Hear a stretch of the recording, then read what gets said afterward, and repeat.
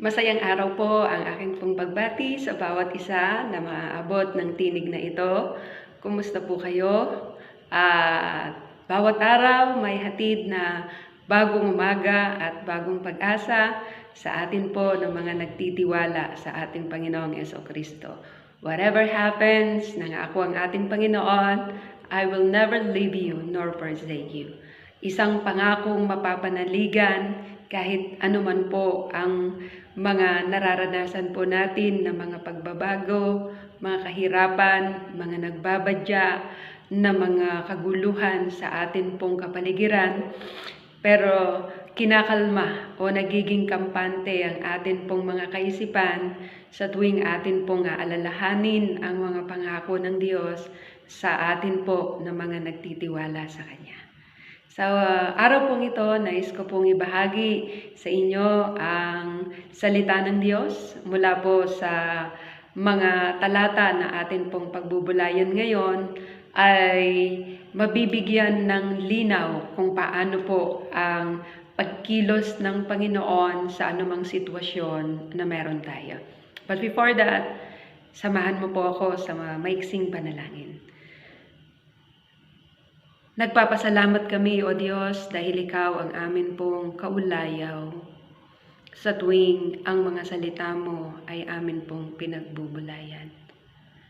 Sa pagdako namin sa iyong banal na presensya, your presence is like heaven to us, Lord. Nakakaroon po ng matimyas na pag-asa, kapayapaan ang aming mga puso. Natitigib ng papuri at pasasalamat ang aming mga espiritu sa tuwing kami, O Diyos, ay lalapit sa iyong banal na harapan. Sa amin pong pagbubulay ng iyong mga salita, naway makomfort po kami ng mga pangako mo, Panginoon. Ito po ang aming dalangin sa pangalan ni Jesus. Amen. Ang tatalakayin po natin sa umagang ito ay bakit namamali ang response natin sa suffering. Tunghayan po natin, para po sa atin pong punong talata, nais ko pong basahin ang aklat ng Romans chapter 5, beginning verse 3 up to verse 5. We will read it into English Standard Version, verse 3. Not only that, but we rejoice in our suffering, knowing that suffering produces endurance, and endurance produces character, and character produces hope, and hope does not put us to shame, because God's love has been poured in our heart through the Holy Spirit who has been given to us. Palain po ng Diyos ang pagkabasa ng kanyang salita. Isa po sa ikinatutuwan natin ngayon sa panahon po ng krisis na nararanasan natin ay ang pag-spread ng Word of God. Yung dating walang amor sa pakikinig ng salita ng Diyos, ngayon sila pa po ang nagre-request na makarinig ng mga pangangaral. Pero sa pag-spread ng Word of God, kasama din diyan ang pag-i-spread ng mga maling, mga false teaching about Christian suffering. Why? Kung titignan po natin at ibabalanse lahat ang mga nangyayari. Kagaya nga po natin pong topic, ang daming tanong ni Habakuk, tila baga nagmamadali. In the end ay andun pa rin yung kahandaan natin na dapat maghintay sa tunay na panuntunan o tugon ng Diyos sa atin. Ang mahalaga, hindi po yung tugon Ang mahalaga, nararanasan pa rin po natin yung biyaya at kapayapaan ng Diyos sa atin pong mga buhay. And that is a valid cause of concern. Yun din naman ang nauunawaan natin. Maiintindihan pa natin kung yung mga non-Christian ay merong wrong beliefs and responses sa suffering. Dahil hindi po sila nakakaunawa ng mga bagay na gayon. Pero kung galing na sa mga profession o professing Christian, at lalo pa kung ang mga pastor and the Bible teachers ang pinagmumulan nito, di natin yan pwedeng basta-basta lang isantabi. Parehong Christian at non-Christian ang nakakaranas ng adverse effect ng pandemic na tinutukoy. Pero dapat iba sa kanila ang response natin. Deeper trust in God and more love for our neighbors. Merong ilang mga various reason kung bakit sa halip na maging iba ang response natin, nagiging pareho lang din nila yung approach natin about suffering and evil. Merong 5 reason na binanggit sa aklat po ni A.D. Carson sa book niya na How Long, O Lord?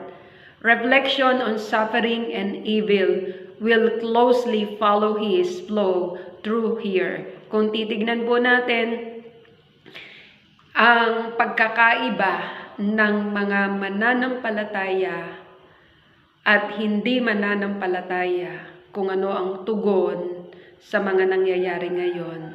Kapatid, dapat po may malaking pagkakaiba. Kung sa mga mga teachers naman, mga theologian, mga pastors, mas lalo pong iba yung approach nito. At may papakita po natin ang malaking kaibahan. We may get the balance of Scripture wrong. Hindi nagiging balanse ang pagbabasa natin ng Biblia. Kagaya na lang po minsan, we are praying na, Lord, patigilin mo na yung pagputok ng bulkan sa ganitong lugar, sa ganitong bansa, sa ganitong mga sitwasyon, sa ganitong mga panahon. Sometimes in our group of intercessor, ganun po ka-extreme ang kanila pong mga panalangin, which is na I believe na wala pong wisdom kapag ganoon. Kinakailangan po, hindi lang po tayo spirited, very spiritual yung approach po natin when we pray, but dapat po maging balanse tayo at lakipan po natin ito ng wisdom, not human wisdom, sa pamamagitan pa rin po ng salita ng Diyos. At mas naalala natin minsan yung mga wonderful triumphs ni na Joseph, Gideon, si David. Mas madalas tayong nagme-meditate doon sa mga miraculous healing ng mga lalaking ipinanganak na bulag, sa resurrection ni Lazarus, pero hindi natural sa atin na pagtuunan ng atensyon for reflection ang mga suffering marahil ni Jeremias na the weeping prophet, yung constant ailment ni Timothy o yung thorn in the flesh ni Paul. Merong isang righteous man na tulad po ni Nabot na namatay dahil sa maling paratang sa kanya. 1 King chapter 21, the good guys do not always win. Bakit po? Kung di tayo maingat na tignan ang balance approach ng Scripture, we may be infected by a pious version of the raw triumphalism that prevails in much of the surrounding culture. We may succumb to crush of the urgent. Nagmamadali kasi tayo, gusto natin lagi instant. Inaakala natin kung sosolusyonan ng Diyos ang mga suffering natin, kailangang gawin na niya agad-agad. Kung meron mang delay, akala natin parang sumisira si Lord sa mga promises niya. We live in a fast-paced world at gusto nating mag-response ang Diyos na kasing efficient ng mga high-speed computers. Hindi natural sa atin na pag-isipang mabuti ang tungkol sa mga delays na nakasulat sa scripture tulad po ng 40 days o 40 years ni Moses sa wilderness, ng 20 years o more years bago yung vindication ni Joseph. Pati yung iyak at daing ng mga saint under the altar, Revelation chapter 6 verses 9 and 10. Pero di mo pwedeng limitahan ang Diyos. Hindi mo pwedeng limitahan ang Diyos ng mga petty timetables natin.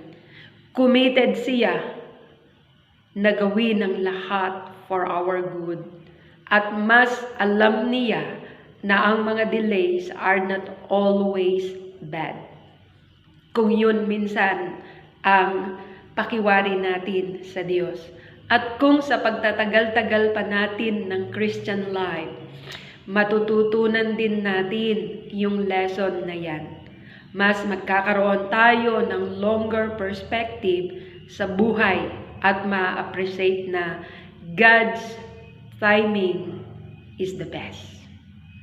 Tapos magtataka na tayo sa kawalan natin ng pasensya para tayong mga batang tuwing magre-request na lang ay palaging may kasunod na ngayon na kasi.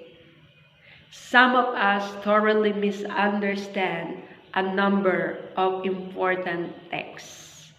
Ang ilan sa atin ay may mga malalaking misunderstanding sa ilan sa mga mahalagang talata sa Bible.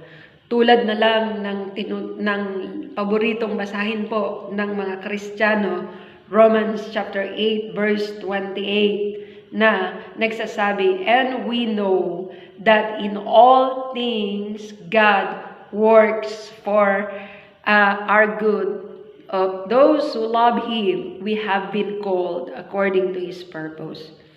Kung ang interpretation natin doon sa the good of those who love Him ay selfish at materialistic, mali-mali po yung konseptong yon.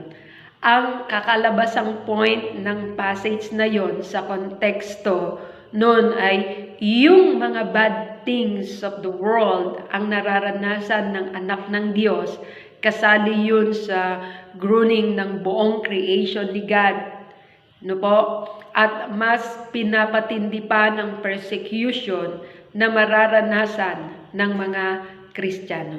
So, ang promise ng passage na yon ay para sa atin ay mabigyan tayo ng assurance na ang Diyos ay gumagawa sa ikabubuti ng mga nagmamahal sa Kanya. At dapat nating panghawakan ang pangakong yun. Ito po, kalakip ng atin pong pananampalataya.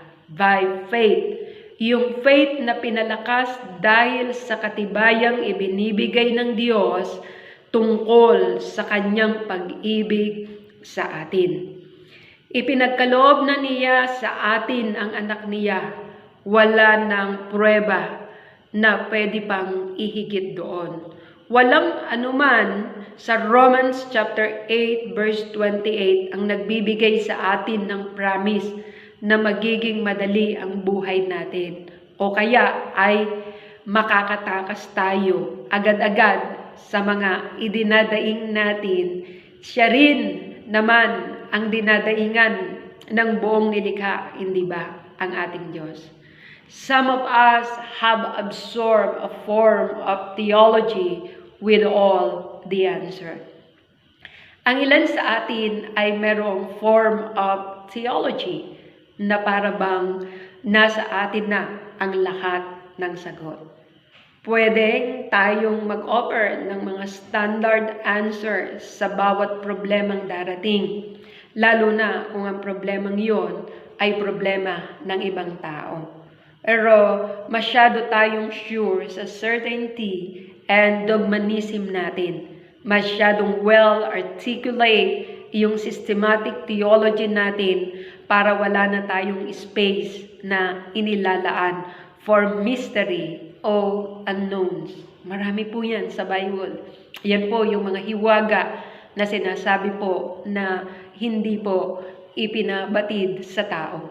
Kaya naman, kung tayo na ang haharap sa isang matinding trahedya at yung mga certainties na pinangahawakan natin with confidence ay kakaunting relief na lang ang ibinibigay sa atin. Mas magiging depressed tayo. As a result, pwedeng simulan nating questionin yung mga most basic element of our faith. Kung na-recognize lang natin sana, kasama sa mga great certainties natin, yung mga great gaps sa pagkakaunawa natin, di na sana tayo masyadong madidismaya kung mapatunayan nating di sapat yung mga mere certainties na yun sa oras ng kailangan natin. At kaya naman mahalagang makapag-decide tayo kung nasaan ang mga mysteries, yung mga nananatiling hiwaga sa atin. At kung nasaan yung mga certainties, yung mga sure o tiyak na mga panghahawakan natin. Kung ang Christianity natin ay puro lang certainties, magiging mayabang tayo at arrogante, matigas at di papatalo kahit nasa mali na. At mas maalala pa kung magiging dahilan to para mas magiging prone tayo na pagdudahan ang pananampalataya natin kung dumating yung mga unexpected suffering na kagaya ng atin pong naranasan ngayon. Ito po ay biglang bumulaga sa atin at marahil sinasabi ng iba, wala tayong kahandaan. Para bang yung Diyos ng ganong klaseng Christianity ay hindi big enough para mapagkatiwalaan natin kapag hanggang leeg na ang pagkakalugmok mo sa pighati ng kabiguan. Ganon din naman kung ang Christianity mo ay puro mystery na lang at wala ka ng sure na maipoproclaim sa iba at para bang wala nang ipinagkaiba ang faith mo sa mga taong walang sure na pinapaniwalaan. So, kailangang bigyang diin natin na merong mga bagay na dapat maging firm points of assurance ang mga Kristiyano. Dahil doon, ipinapakita natin ang kaibahan natin. At magkakaroon din naman tayo ng kaunting mga reflection sa deep mysteries of our faith. Above all, many of us have not adequately reflected on the cross. Higit sa lahat, marami sa atin ang mga nagkakaroon ng sapat na reflection sa krus ni Kristo. Sa message of the gospel, iniisip lang natin na ang cross ang paraan ng kaligtasan natin. Di natin pinag-iisipang mabuti kung ano ang meaning ng take up your cross and die daily. Pati yung fill up the suffering of Christ. Dahil dito at sa iba pang mga reason, tayong mga Kristiyano ay nagre-respond sa suffering and pain na tulad din lang ng mga taong di naniniwala sa Diyos. Napakasimple lang po ng akin pong halimbawa dyan. Kapag sinabi mo na Kristiyano na tamang makaraos ka lang, yun po lahat ang posisyon ng mga hindi mananampalataya. Yung tamang makaraos lang. Wala naman pong mali doon. At hindi naman po ako nagpo-promote ng prosperity gospel o prosperity faith na so extreme. Lahat po tayo, nararanasan po natin yun. Minsan yung kawalan. Subalit, Kung yan ang prinsipyo mo na tamang makaraos lang, kapareho mo lang ang pananampalataya ng mga walang relasyon sa Diyos. Ang sabi po sa John chapter 10 verse 10, tayo na mga nagtitiwala sa Kanya, tayo na mga Christian, bibigyan niya tayo ng buhay na ganap at buhay na kasiyasiya. Wala pong masama kung i-level up po natin yung perspektibo natin sa ganoon para maiba po doon sa perspektibo ng mga non-Christian. Kapag punong-puno po ng reklamo, I think in a social media, yung mga hindi mananampalataya o yung mga pililantropos na mga tao na nakikita po natin through social media. Hindi po pwedeng sabayan yan ng mga pastors. Hindi rin po pwedeng sabayan natin na we are always posting our reliefs, our preposition na instead na word of God or instead na word of encouragement, wala na po tayong pagkakaiba sa kanila. Sana po maging sensitibo po tayo sa ganong bagay. Opo, pare-pareho naman po tayo ng nararanasan. Subalit, ipakita po natin na nangingibabaw ang pananampalataya at ang pagtitiwala natin sa Diyos. Bagamat karapatan din po natin ang mga bagay na iyon na atin pong ipinaglalaban. At ang pinakapuntos po dito ay maging iba po tayo to propaganda po yung mga bagay na spiritual kaysa po sa marami pong mga yun na po, yung mga bagay na nagrereklamo tayo, karapatan natin ito, at isa rin tayong mamamayan na ganito, na ganoon. I was thinking na tayo po ay mamamayan ng kalangitan at tayo po ay mga stranger lamang po dito po sa lupang ito.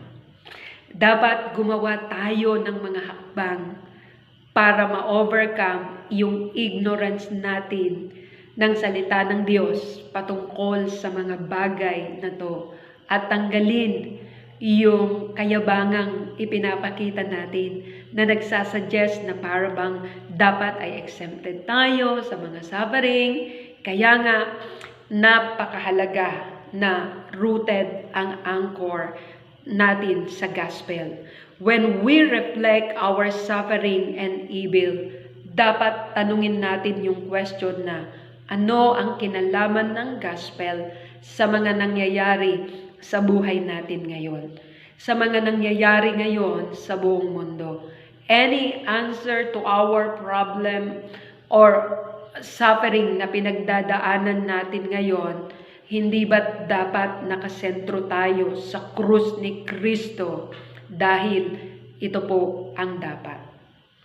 From any Christian perspective, our theoretical and practical approach to evil and suffering must fasten on the cross, or we are bound to take a false step. So, di man natin masagot lahat ang mga tanong about suffering, basta pinag-aaralan natin mabuti ang salita ng Diyos at nananatiling nakapokus tayo sa ginagawa ni Kristo sa krus, and we are in the right direction. At sabihin po natin na always put in our mind na malaki po yung kaibahan po natin. Ang sabi nga po sa huling talata na atin pong pinagbubulayan mula sa Aklat ng Roma, Kabanatang 5, ang talatay 5. At ibinuhos na sa ating mga puso ang pag-ibig ni Kristo. Ang pananampalataya, ito po'y nakaukit na sa ating mga puso. Wala na pong pwede pong umagaw, makagrab nito sa atin. All we have to do is to position ourselves as a victorious Christian na hindi po maliligaw, hindi po maaagaw ng kahit sino pa mang maling katuruan dahil tayo po ay nakaangkla na sa ating Panginoong Heso Kristo. Manalangin po tayo. Ama naming Diyos na nasa langit, sasambahin ka namin sa mga mysteries, sa mga himala na kaya mo pang ipamalas po sa amin habang kami po ay naghihintay sa iyong muling pagparito. Sa iyo pong pagpapamalas ng iyong kapangyarihan sa amin pong mga buhay, hayaan mo pong maggilalas ang amin pong mga puso at espiritu sa tunay na pagkatakot at pagtitiwala tanging sa iyo lamang. Ito po ang aming dalangin sa pangalan ni Jesus. Amen. Maraming salamat kapatid sa iyong pakikibahagi sa pagbubulay ng salita ng Diyos sa araw na ito. Pasalamatan natin siya anumang panahon, anumang karanasan na meron po tayo sa buhay na ito. In everything give thanks, for this is the will of God. Muli po, isang magandang araw ang akin pong iniiwan sa iyo at pagpalain ka ng Panginoon. Mabuhay po kayo.